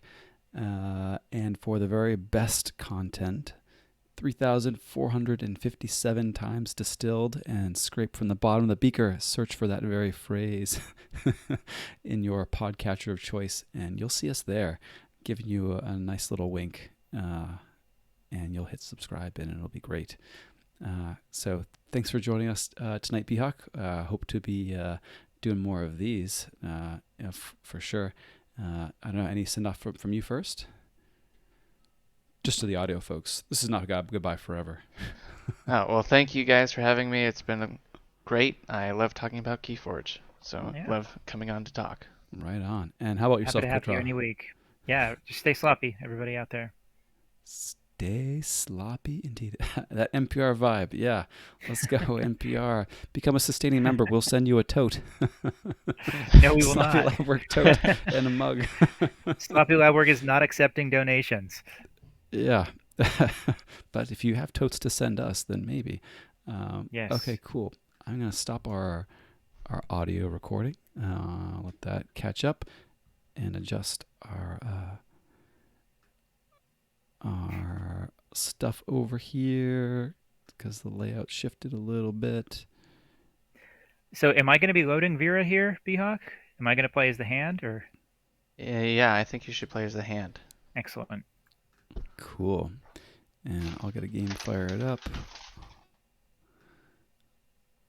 And then make sure you do it with hands exposed so that B-Hawk can watch and see what's in my hand. And B-Hawk honor system to not check out JT Russell's hand at the same time. Cool. New game with a password of... Actually, I'm going to make it in beginner on theme for this evening. Password of sloppy, show hands to spectators. There you in go. honor of our teammate Crusader. Honor of Crusader. Yes, or just an acknowledgement that we're all beginners at heart on a journey of improvement and enjoyment, hopefully. Okay, we're good to go. Starting it up. All right. Going first, already winning. Although that'd be a good topic someday. I feel like there was a long time where everybody was saying, "Oh, going first was so bad," but yet everybody chooses to go first. I think going first is the best. So. If I have a choice, I will always go first. I've played against some very strong players who chose to go second, and I was not. And they've lost every time. Ooh, already interesting decisions. Okay, so wow. I think this is your call here, B-Hawk, as the brain. I like it. Okay, keeping it. It's okay. Dang. I was probably gonna mulligan that. Yeah. Mulligan for me. It's not great, but it's alright. It's alright. It's all Yeah. right. Okay. I did I mulligan. guess I see a decent game plan here for this. So. And I'm gonna encourage you all to have some cross chatter in the name of science.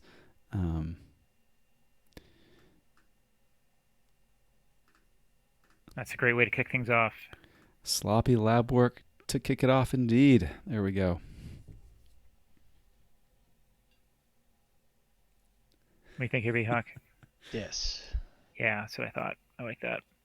Make sure I'll play the charrette first before the terror.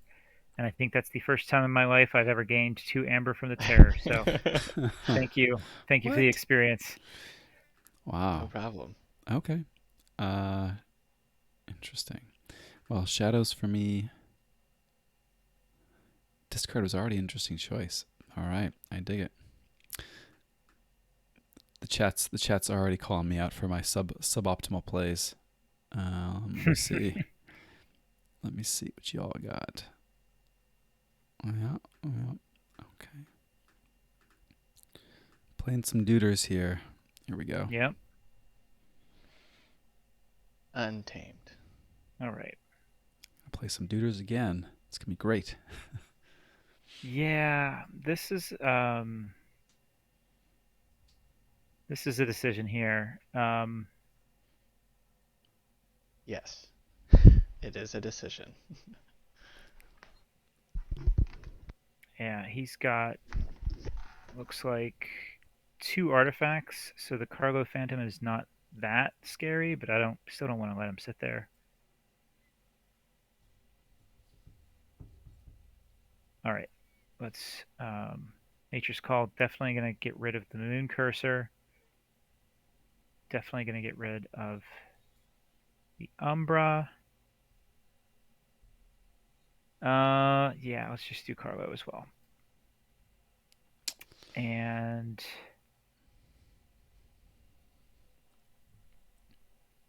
Oof. That is sad. Sad town for me. Let's go. Hmm. is that the same? You wouldn't have bounced any of your own creatures there, right? Correct. Yeah. I thought about if you only had two creatures out, maybe I could bounce back the Charette and the Terror. I don't know if you've ever done that. It's kind of a gamble to think that they wouldn't get back up to four after that. Mm. Yeah, no, not worth it. Clogging up your Yeah. own hand. Yeah. All right. Well, I'm gonna go take the archives. Uh,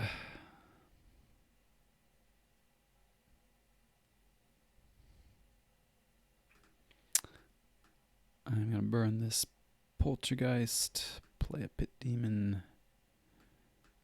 My own charrette, a drumble, and a restringantus to stop you Ooh. playing Untamed for a time.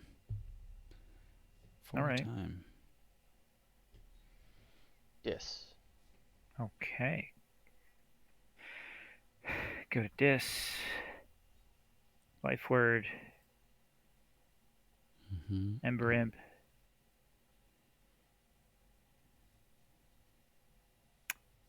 Well, I know your game with Destratage.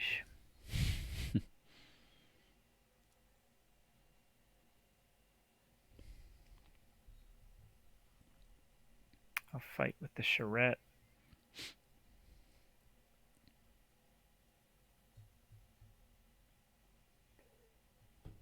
I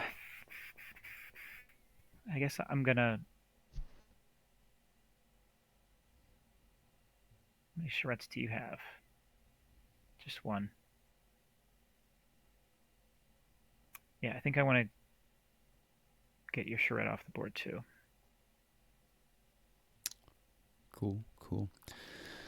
Well, this is rough. I'm going back into Dis. Cannot Get rid of allow that the switch Imp. Yeah, yeah. and the Ember Imp trading there. Okay.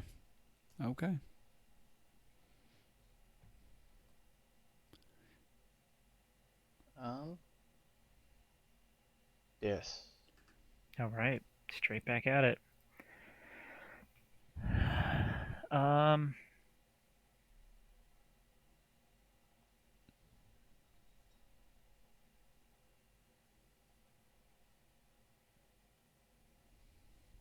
well, we know he has three Shadows creatures. Maybe. So I think this is kind of similar to what we actually talked about earlier. Like, how early in the game is it when you decide to rush against TMTP? So I'm going to do Oof. that. I'm going to think about that life word real hard right now. Because I know you have a hand at least half full of creatures. And I know Beehawk just went on a little spiel about saving it for the gateway, but I'm going to try to go for some tempo here and play the life word. Most excellent. All right. I passed the test. Oofa. That hurts. Not gonna lie. That's disruption of that nature's call, it can just be like, that information for me that he had that, I think totally changed how that turn played out. Mm-hmm. Oof. Yeah, that's tough. That's tough. Um, hmm. I have two not great turns to choose from.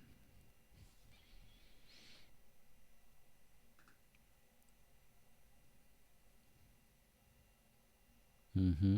Mm-hmm. Mm-hmm.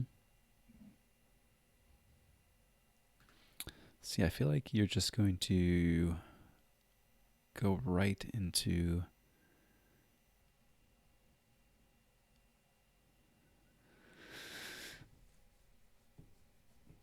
shadows and drop some secret needles. Um, but I really want to steal a key here or ask you to have that lash. So that was not a turn I would have loved to take, but Well, you get to we'll choose see. which key. I know which color I would take, but there's some Red. there's some controversy. You're gonna go red? Yeah. All right, that's two firsts for me. My man. My man. Red That's key first. that's Easy bronze choice. key, man. It's called bronze key imp. Bronze key imp? Yeah. Is it? It's the red one. Yeah. Yeah, red, bronzish color. Yeah. Yeah. What about? Especially compared to gold, which is yellow, and silver is blue. Mm-hmm. Hmm. Mm-hmm. All right, I can Oh, kind of see it. that's It's canon. interesting. It's canon. All right, I can't argue with that then. Mm-hmm. Got a house here for me? I don't. I like I it. I like have it. I have knowledge. Yeah, go shadows. All right. Um, it's a lot of creature control that won't get use. Um, It's okay as long as they're not secret needles. Pawn sacrifice lights out dodger. Okay, I'll make my red key too. I dig it. Uh, and then give you some nice bodies to fight into. But that's okay. If you spend your turn fighting, I don't mind that a ton.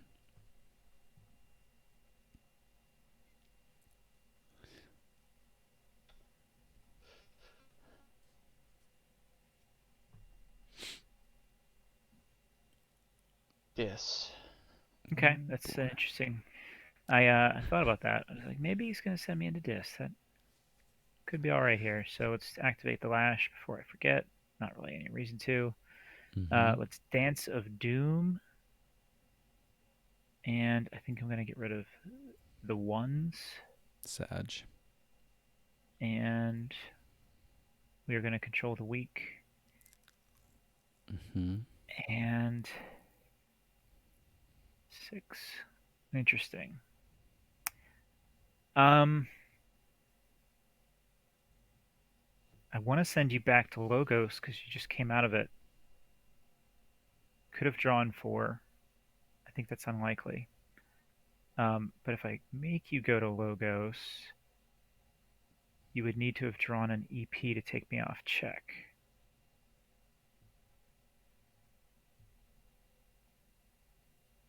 If you go Dis, you have a Shaffles. That's pretty much it, but you could have been drawing Shaffles for 2 turns, so let's go Logos. Okay. Well, don't need a brain for this one. Logos it goes. What do you think about that control the weak call, Behawk? I'm split on it. I Yeah, would have gone dis yeah. I because mean, you life warded on the turn he went logo, so he couldn't have played creatures. Not that I thought he held them, but he could have. it's true. Yeah, I mean, looking at the discard pile and what's been played, he played a lot more discards already than Logos, which was like, But I figured 2 turns to draw into dis, there's a chance he's got like 4 or 5 dis in hand. Yeah, plus his dis is he's still got scary stuff in dis in his deck, like control the weak and gateway. Yeah, there's a library access turn. Maybe this will be a short one. Maybe. Oh wow, Indeed. it was. Ooh, Indeed. Was it? ooh. It was. So I assume then, not to put Mhm. any words in the brain's mouth, but this is the silver key, so the blue one, right? Yes. All right. Oof. Big oof. Big oof. Shadows. Steal all my amber. Do it. I dare you. Yeah, I will steal all of it. I promise you. Mm-hmm. Mm-hmm.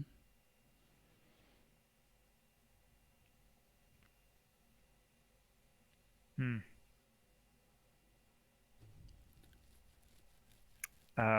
Well, if I reap, you're just gonna steal it. So let's just kill the Umbra. Fair enough.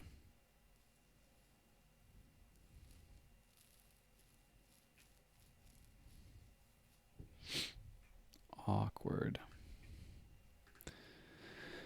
I'm gonna go Logos here. Hmm. Yeah. Draw 2. Draw 2. Oh no, I did it. I did that thing. You did. Yep. Interesting. Yep.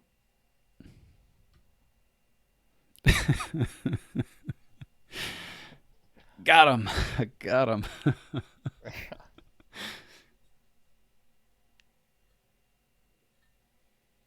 Hmm. Let's go Untamed. Don't do Yeah, it. Don't do it. I'll be so mad at you. I think we had to do this eventually. Don't do it. Um, Discard that key charge. Don't even think about it. I'm okay with that. Mm-hmm. Yeah. Yeah. Ooh, misclick. Did you want to pick up your lash and customize? It happens. You know. you made me look at my archives. Like, did I have an archives? Did you mean to pick up your archives? No archives in Coda Dis Shadows Untamed. Mm-hmm. Amazing house combo though in Coda. I feel like this combo in Coda is like you could like a lot of the decks with this combo could either have like the best game ever and you feel like it can never lose, Mm-hmm. or they can kind of just like stumble and fall flat. Yeah. Well, it's just like the low efficiency, right? Mm-hmm. So you really rely on the disruptive aspect to make up for it. Yeah. Awkward town. I love to hear awkward. Yeah. I've had a lot of awkward hands this game, it seems. Yeah. I mostly just didn't want to play the silent dagger on my asp. Feels kind of silly. You know? And smash this duder. We don't talk about. Nope, we don't. And feels bad discarding that pawn sacrifice too. But what are you gonna do? Yes. Yeah. Okay. Life forward. Life word, bobble, shuffles, and Mhm. lash. Lash me indeed. What a jerk. Mm-hmm. Mm-hmm. Mm-hmm. Hmm.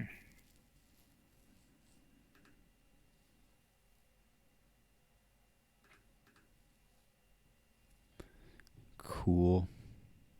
Cool, you jerk.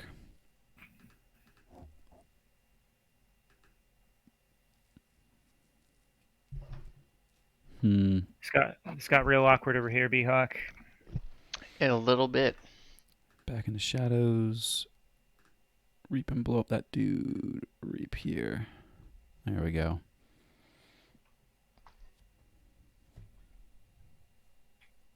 Shadows.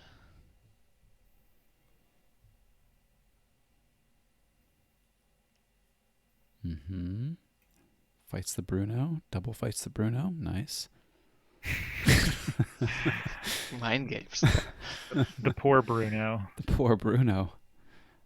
Poor Bruno. Hmm.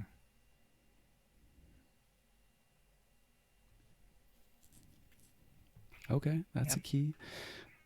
Seems like somebody's setting up their key charge. I'm not a doctor, but kind of feels like that's happening. So you got the dust pixie still. You played the full moon? No, you didn't. Oh, you did play the full moon. Okay. Yep. So we got vigor, the bear flute. Save the pack. Mm-hmm. Nope, no more grasping vines. Regrowth has been played. Okay. Hmm. Wish I had one more.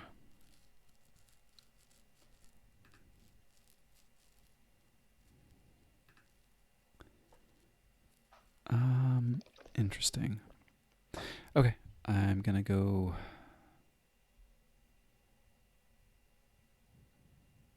I'm gonna go dis. Um.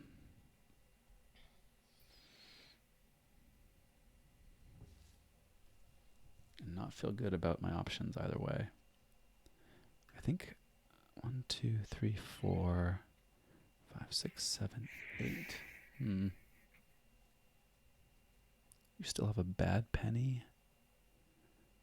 An old Bruno of your own. Another Dodger. Another Secret Needle. Okay.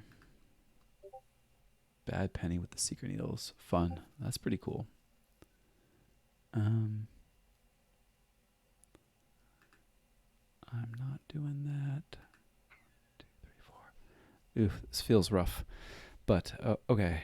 I guess I should make a decision. I'm going to think some more after having said that.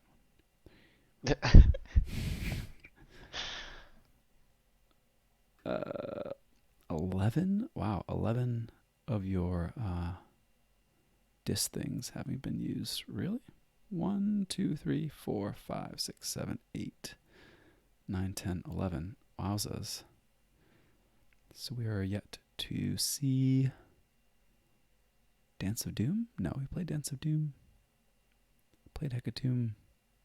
Played the Terror. I'm missing something. But either way. Okay. Let's control the wiki into dis.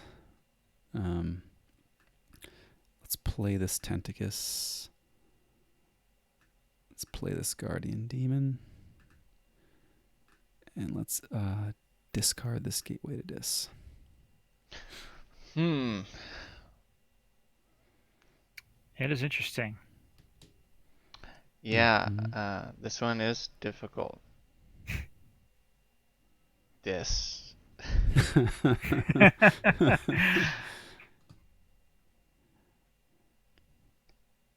Hmm.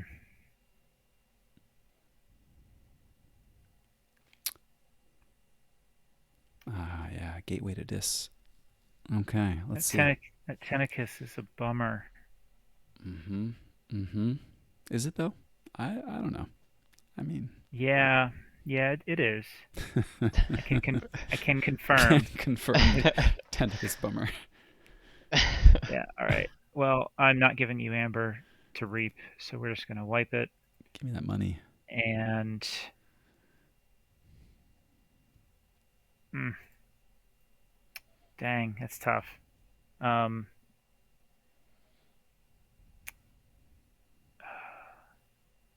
the Tentacus was a total game changer. I was all set. I was like totally ready for this turn. I actually don't even mind the control the weak there, but that Tentacus. Mm-hmm. Mm. Mm.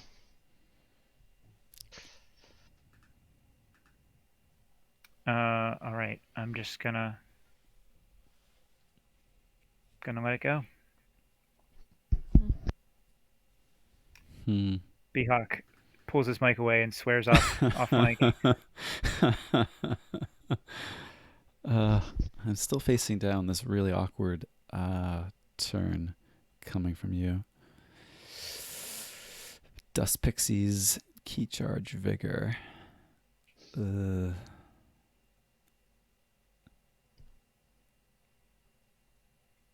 Ugh. Ugh. I mean, Would you have popped it? it feels really bad. Probably out of habit, but Yeah, I thought that was coming. Shuffles pass, pro turn. very pro turn. Mm-hmm. Untamed. Mm-hmm. All right.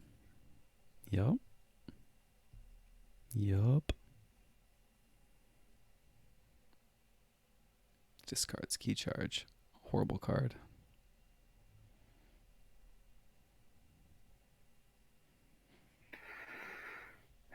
What else you got left here? You've got the EP somewhere. You got some twin bolts.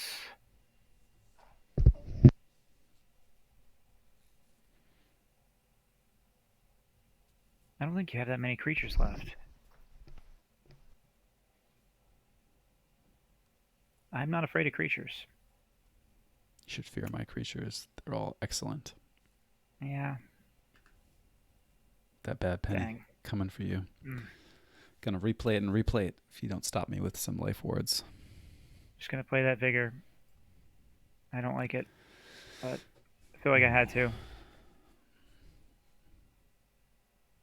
I'm gonna pause for Behawk commentary if there is any. Get the old learning experience. If there's anything to share. It's fine. Nice. Well said. Well said. All right. Well, we're gonna kick things off with the old EP. Yeah, that was coming. Yeah. I guess I could have given you one with Customs Office first. Maybe that would have been the pro play. Might have been. Might have been. But no. It comes out to the same, doesn't it? Comes out to the same, but I'm plus an artifact, I guess. Oh, okay. I see what you're saying. Yeah. Yeah. So that's Sag. That's big Sag. But I'll play this dude.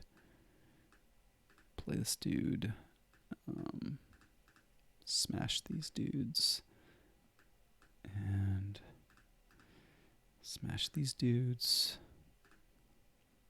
And have Shuffles nom nom nom some more. Yeah.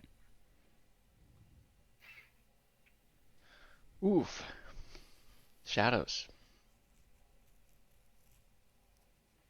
Oh, cool. Ugh, so brutal. Bad penny shenanigans. Let's go.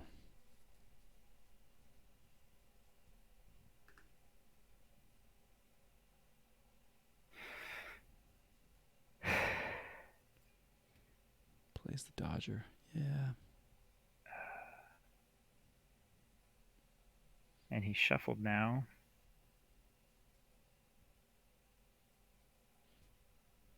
Hmm. Yep. Nice.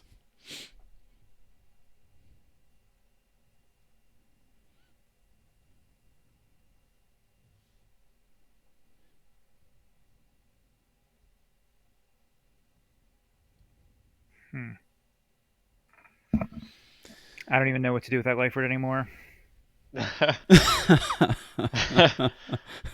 Okay. Oh man, this is tempting. I think I have to go YOLO here.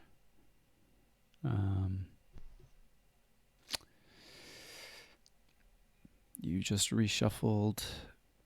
Still holding that key charge. I don't know what you're talking about. You discarded it. What do you mean? Turn one. Turn one? Check the log. Okay. Let's see. Let's just not make ourselves look too silly.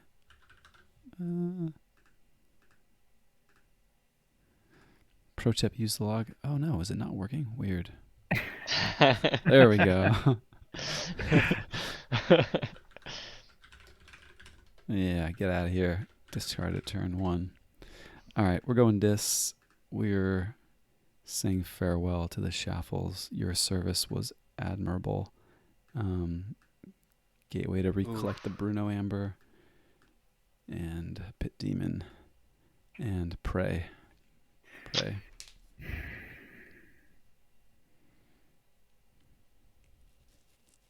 Rough. Yep. Oh, it's GG. But dis. Never know. Might draw on some amazing card right now. You could. And we'll pop the life word now, because why not? I was really, really, really going to enjoy poltergeisting that life word. But we'll go dis. Yeah. Wait, can I get punished by... No TMTP nonsense. Yeah. We're going to steal. We're going to lash you. Ooh. I want to make the game last longer. Discard that one. Oh. Control of the week. Yeah? No control of the week? Oh, okay. Well, I guess we go untamed. This is a big turn right here. Play that key charge. You got to play it.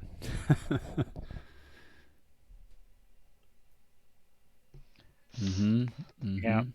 So, in my opinion, first turn key charge should have been discarded. Yeah, well, okay. I mean, that's fair. I was going to ask you, like, turn 3 or 4 if I should have discarded it, because I thought I was going to actually end up needing to play it to forge my second.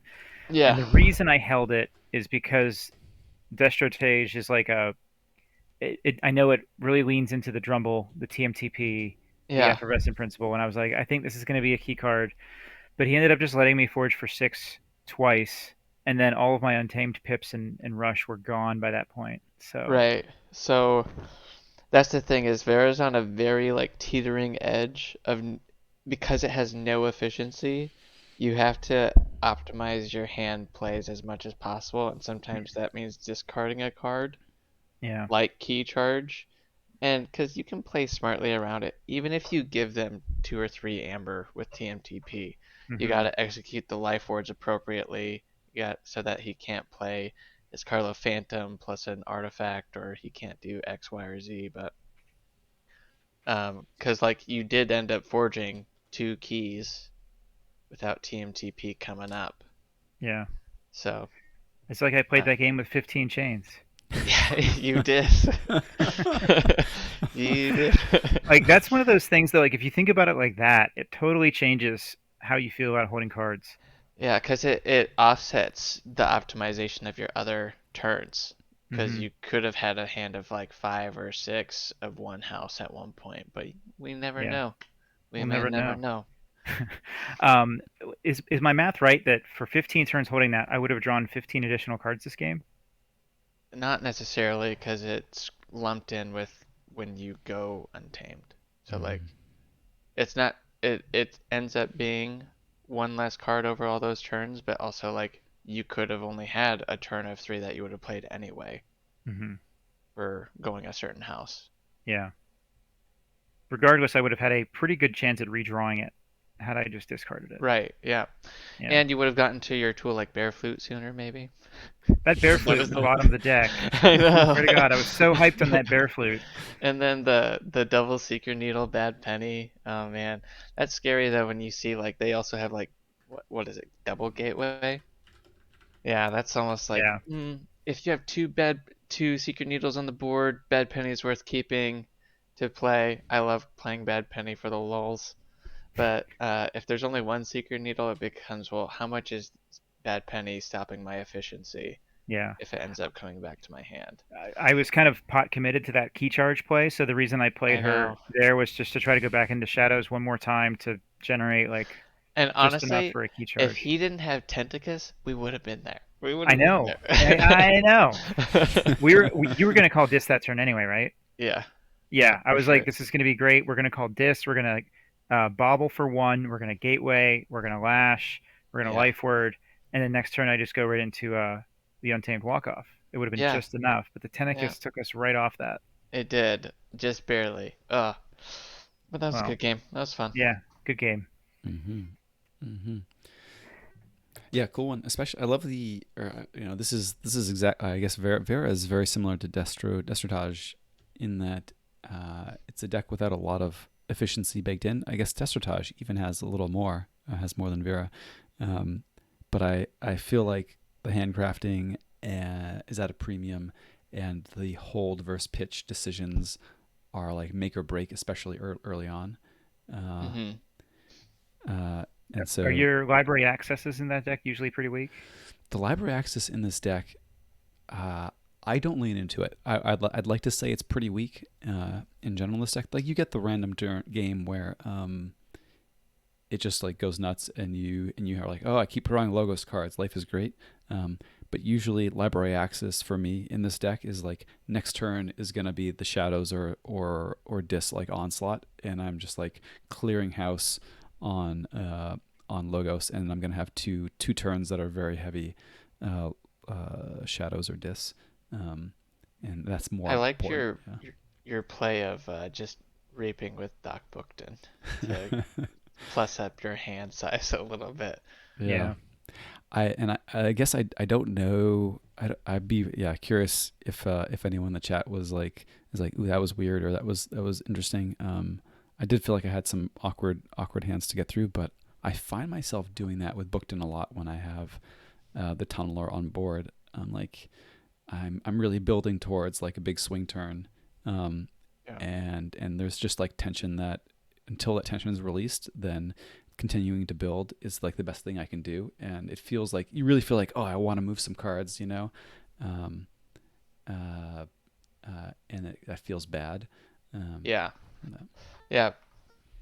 Totally. And also you I don't know if you intentionally did it, but I was wondering why you didn't just go straight back into shadows on that turn that you went dis, like really early on. To drop your threat of like double fighting with steals and skirmishes and stuff. Because yeah, that was interesting, but also it prevented two tools from Vera from being able to go off, both Pawn Sacrifice and Lights Out. So that was just really interesting how you kind of made this awkward play and it made Vera play awkward around the awkward play. So, It did catch yeah. him with the life word later though. Yeah, for sure. it did, and that was a tough moment too, where I had the two logos cards on the life warded turn. It was Twin Bolt and the Tunneler, and it was between burning those two cards to get to check versus discarding for shadows creatures, um, and it was tricky. I could like hear arguments for both in my mind on those. Yeah. What I love seeing is just the discard for creatures. That Right. Yeah, happens all the time against Vera. yeah. Mm-hmm. There's a lot of bounce in there. I liked, as the opponent, I didn't hate seeing you just take those turns where you like just reap with Bookton and then you just play to Shaffles. But like the Shaffles ended up being a huge game changer because that Yeah, we just, ran out of removal. We didn't have double yeah, seeker needle. We didn't have some of our hmm tools that are really good. yeah, Um, so Yeah, that that would have key been C, a different turn earlier in the game, but you having spent a lot of your removal, and it was, I was afraid of the key charge, and my tools were Shaffles and Effervescent. Both were in hand, and they both did exactly yeah, the same amount. Um, and I was like, but the Logos turn on the other hand was moving 4 or 5 cards versus the one yeah. discard. So it was an interesting choice too. And I could have life word before you played that Shaffles too. And I don't know if that was the situation you would have popped it yeah, for sure. I think after the at some gateway. point you're Yeah, just trying to make sure that they don't get any extra burst. So like even him getting Dr. Esoterra off for 2 amber, like Yeah. that was Yeah, like, Sotero was ooh, big. that's right there. That's right Yep, there on that that cusp was of, rough. yeah. But I almost always do it after a gateway, even if all he has is like 1 card or 2 cards. Like it's hard Interesting. to Yeah, tell. because I was like, I didn't think he has that many creatures left. He ended up having the 2 logos, but one of them was like the big play effect. So actually, Yeah. it was the Shaffles was the other thing. Is like I was like, he just went into Dis, so he's probably not going to go back to Dis for the Shaffles. So that's like Hmm. another factor. But yeah, I mean, keeping the board empty, you're right. Extending the game long enough for me to get the check again. Yeah. Yeah, that's kind of the key, is just trying to out create enough friction to get ahead. Hmm. And it's all it is friction. It's not really a stop. It's not control. It's just the little minute little things that make them play an awkward little thing. Hmm. So Yeah. Cool, Well, cool. I like Well, Vera. Vera's a lot Glad of I got to fun. play good. it. I think I've played Thanks it for playing against it. it once or twice, but it's a fun deck. This is a cool matchup. A lot of really interesting decisions for sure. Yeah, I mean, and ultimately, the loss comes down to you didn't mulligan. I didn't say you should mulligan. Brain's fault at the bottom that of it. was my fault. The key differentiator was, do you want to Should have mulligan? known that I was an idiot and was going to hold key charge all game. I should have known. Count on the Uh, sloppiness. Always. yeah, yeah. Always. No, but that was cool to see Destratage in action. I can see why you want to invest some time into it. Um, Coincidentally, do you know how many games Vera is at for me? 327. Sure, it's way more than that. It's over 1,000. Oh, oh my. Oh man, Yeah, Let me like see. 1,057 or something. that's nuts. Yeah, but I've been playing it since Coda, like third or fourth month that the game was out. Yeah, So, that's impressive. and that doesn't count the games that it had before they added the tracker to the Crucible Online. Oh, Hmm. sure. Sure. Yeah. Right on, right on. Well, cool. Well, I think we'll wrap things up there for our stream. I'm actually going to send folks on over to Catch Zox match. So if Ooh. folks are interested in Yeah. that, you can hang out right here. You'll get picked up by the old raid train. But thanks for hanging out with us. This was a lot of fun. I enjoyed it immensely. And let me see if I can find the right place to do it. Yeah, you don't have to go anywhere, but it's going to be happening soon. So, and soonish, by soonish, I mean like 5 seconds, Yeah. Thanks for watching, everybody. Yeah, thanks. Cool. Later, peeps. Stay sloppy. See you around the lab. All right. And they should be headed over there. Nice. Okay. Let's stop the old Twitch stream.